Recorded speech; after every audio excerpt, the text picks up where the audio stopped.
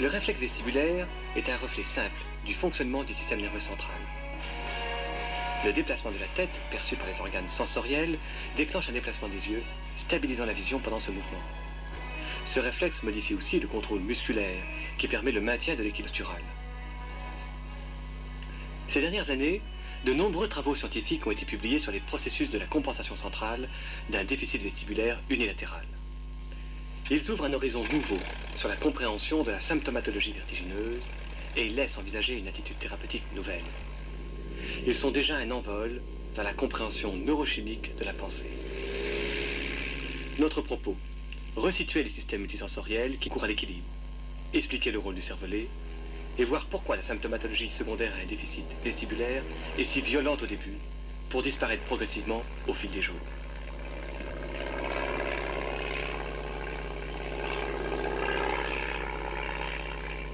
L'oreille interne est un capteur de vibrations. Les vibrations supérieures à 20 Hz sont perçues par la cochlée. Les mouvements de tête correspondent à des vibrations inférieures à 20 Hz et sont perçus par le vestibule.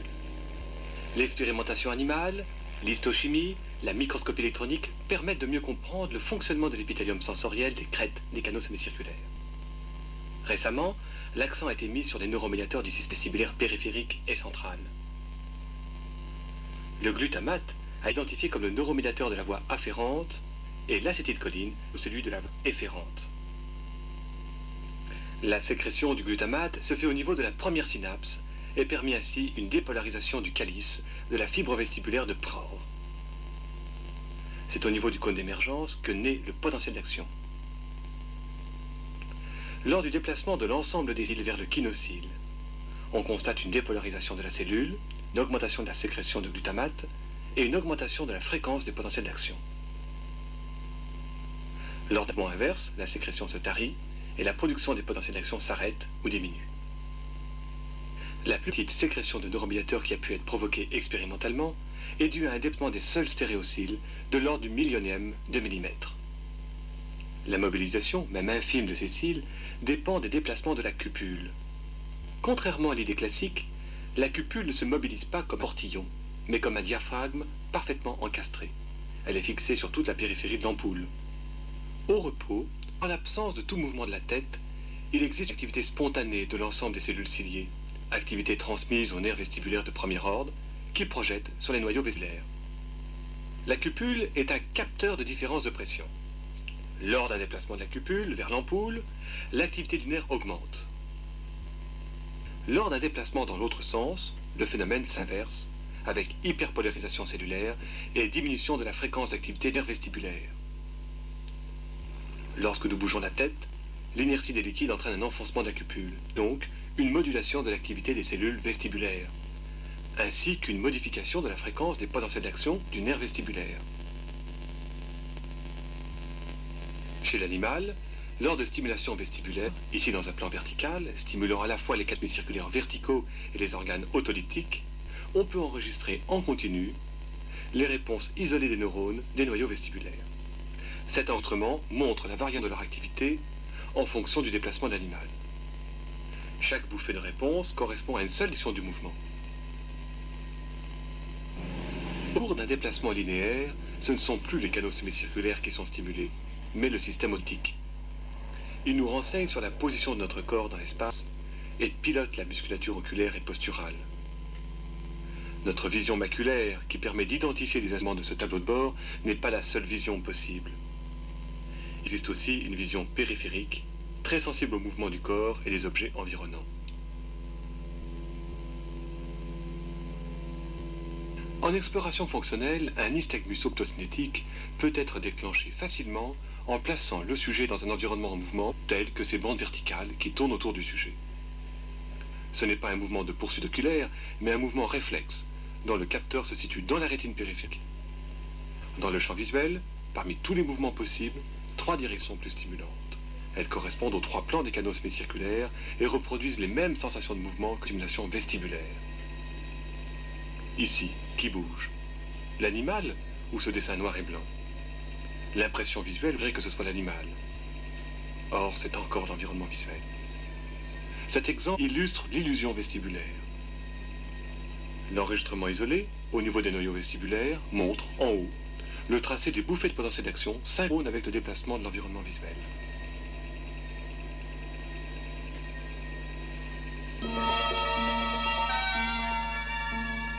Pour ceux de grandes émotions, ce pilote doit constamment rester maître de son corps et de son avion.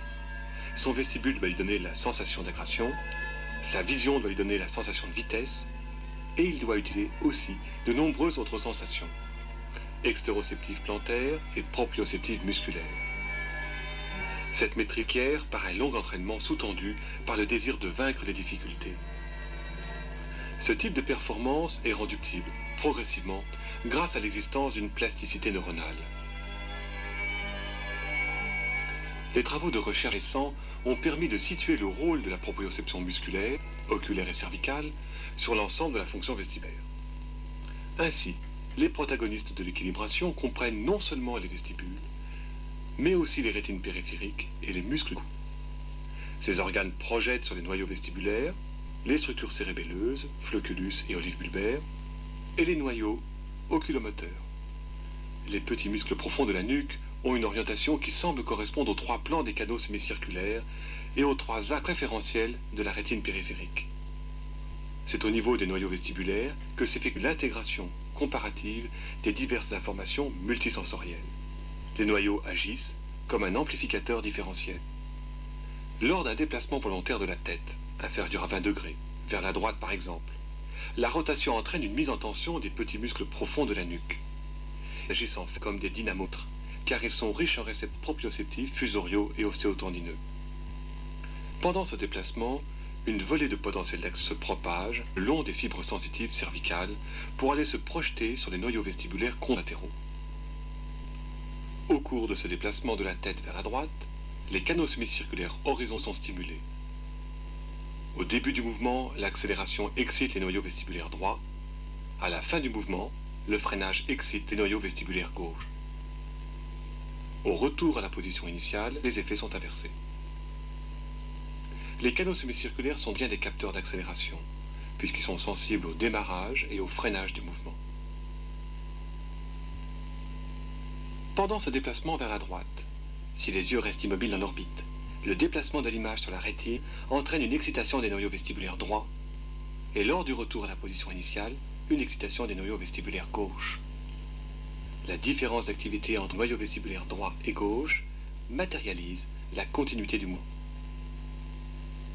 La prise de conscience du mouvement provient de la projection des informations sur le thalamus, puis sur le cortex.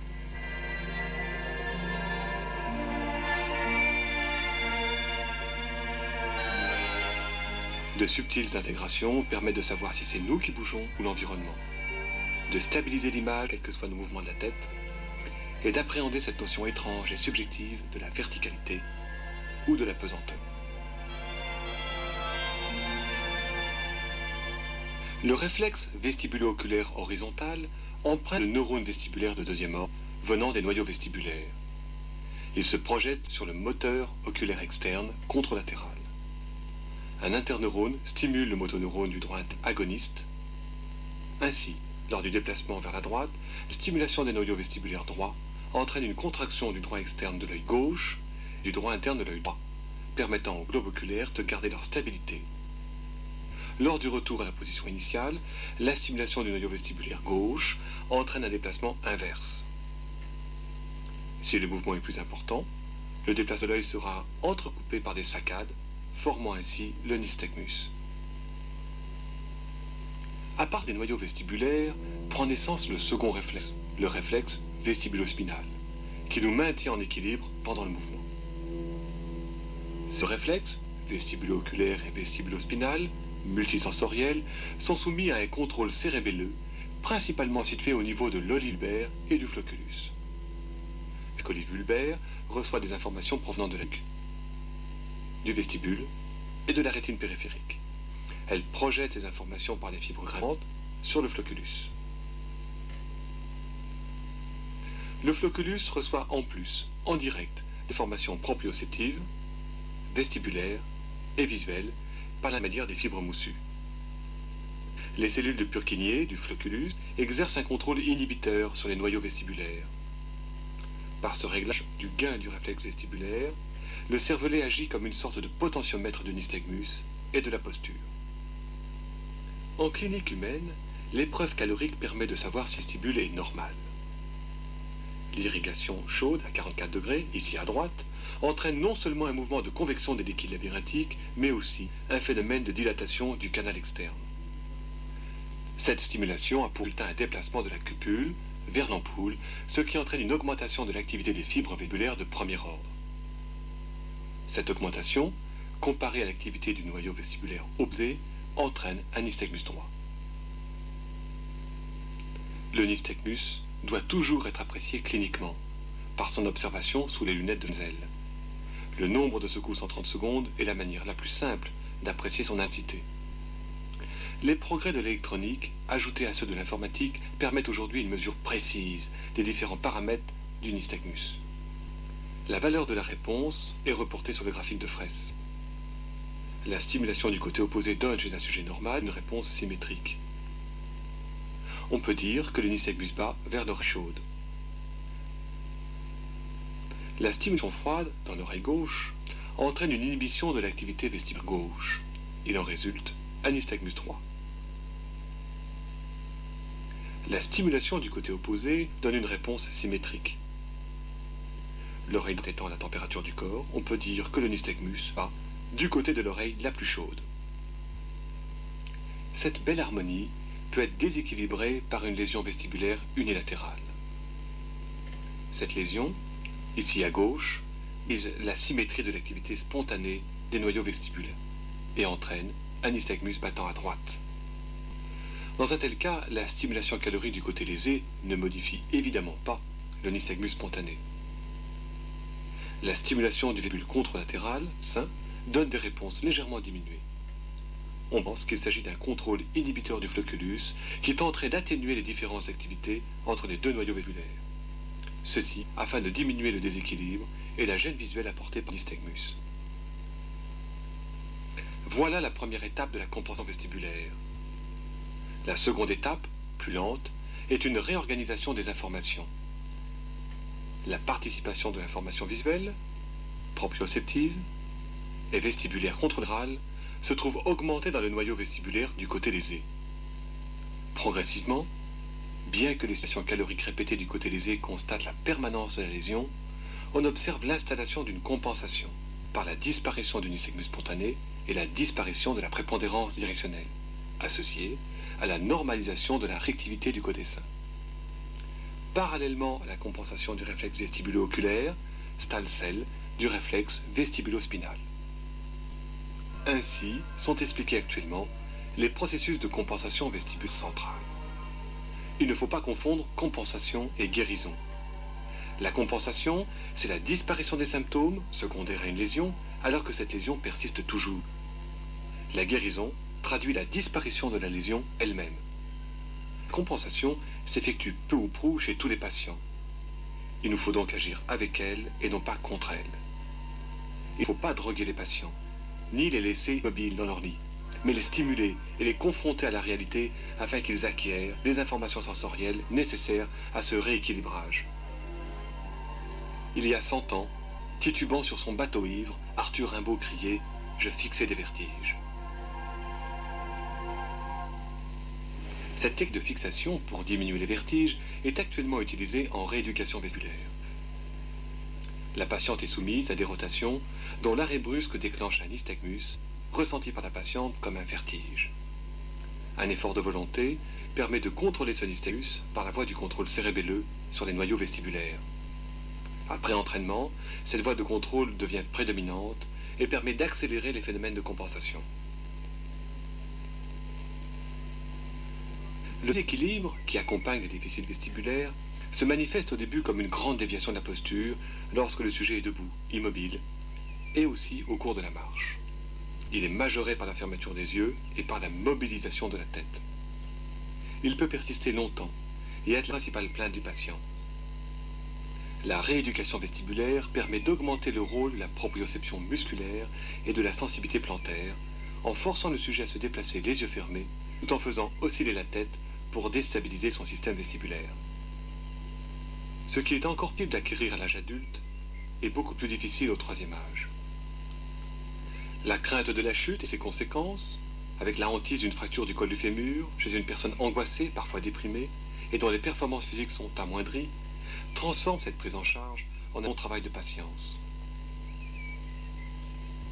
À l'opposé, le cerveau du jeune enfant s'adapte très rapidement à la situation de déficit vestibulaire unilatéral, et même bilatéral. La symptomatologie disparaît en quelques jours. Le chat, avec sa vision quasi-fovéale, ses yeux frontaux et sa possibilité de convergence, est un modèle très proche de l'homme. Chez cet animal, la destruction d'un vestibule est un modèle de pathologie assez simple. À Marseille, Michel Lacour expérimente de physiologie de compréhension vestibulaire, aussi bien au niveau cellulaire qu'au niveau comportemental. L'un de ses projets d'expérimentation est l'étude du déplacement d'un chat sur une poutre. La poutre est mise en rotation, puis la vitesse est progressivement augmentée jusqu'à la chute. Ce qui permet de déterminer les performances maximales du chat normal qui servent de référence. Après une destruction vestibulaire unilatérale, le chat présente un grand déséquilibre, une inclinaison de la tête et une déviation de sa locomotion. Le test de la poutre permet d'apprécier l'évolution de la récupération fonctionnelle. Deux grandes notions thérapeutiques se sont dégagées des travaux de Lacour. L'une, le rôle fondamental d'une rééducation précoce, l'autre, la possibilité d'intervenir pharmacologiquement sur les processus de compensation centrale, et donc d'agir sur la plasticité neuronale.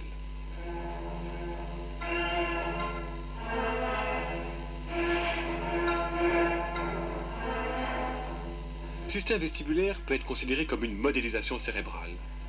Ce qui est vrai pour le vestibule est sans doute vrai pour toute autre lésion du système central. Ainsi, au-delà du vertige, du déséquilibre, du nystagmus, on entrevoit que la rééducation et certaines substances peuvent avoir un effet favorable dans le processus neurologique de plasticité, permettant de faire face à d'autres déficits du système nerveux central.